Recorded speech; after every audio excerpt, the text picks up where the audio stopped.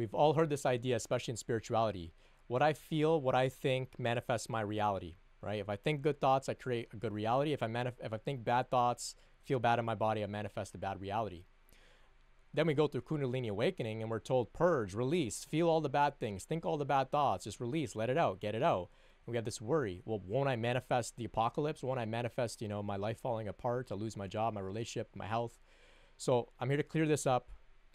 This is the analogy that I've come up with that I think makes the most sense. There are two ways that we can go through this process. So prior to Kundalini awakening, we want to consciously try and stay in a high vibratory state, feel good, think good thoughts to manifest a good reality. It's real. It works. Abrahamic law of attraction. But then when the Kundalini happens, we have to go through with this purging process, let the bad stuff come up, and know, and this is what Matt Kahn said, he said, God is not a psychopath, right? God's not going to say, oh, you had a bad thought because you're processing some trauma that you buried from your childhood. Well, let's manifest a bad reality because of those bad thoughts you had, those bad memories or bad emotions.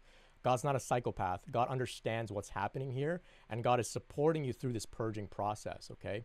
So for those of us who are familiar with driving, you drive down the road. If your car is out of alignment, it sort of veers to the right, for example. It's veering to the right. It's going towards the ditch. You adjust, and you go straight. And then it veers again. You adjust. It veers again. You adjust. Non-stop, you have to keep course correcting and adjusting. That takes effort. It takes work.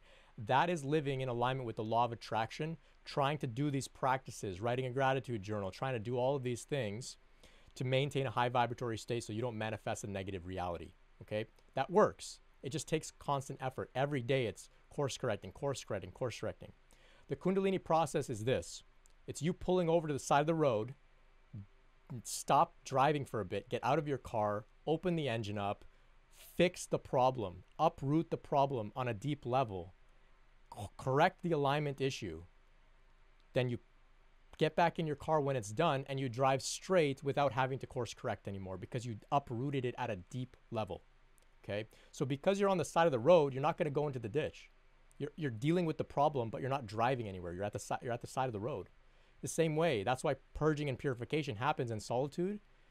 When you're in your cave, in your room, under your Bodhi tree, you're not going to manifest anything because you're alone and nothing is happening. That's why we end up being forced to just stay in bed or stay in our house to purge stuff. It's so that we don't go out and create chaos in our lives. So that's how it works. So don't be afraid that if you have a negative thought, it's going to manifest a negative reality. You're on the side of the road now doing deep work so that you don't have to constantly maintain this work further into the future, okay? So I hope that helps. It's something that many people struggle with. I struggled with it. Very, very common.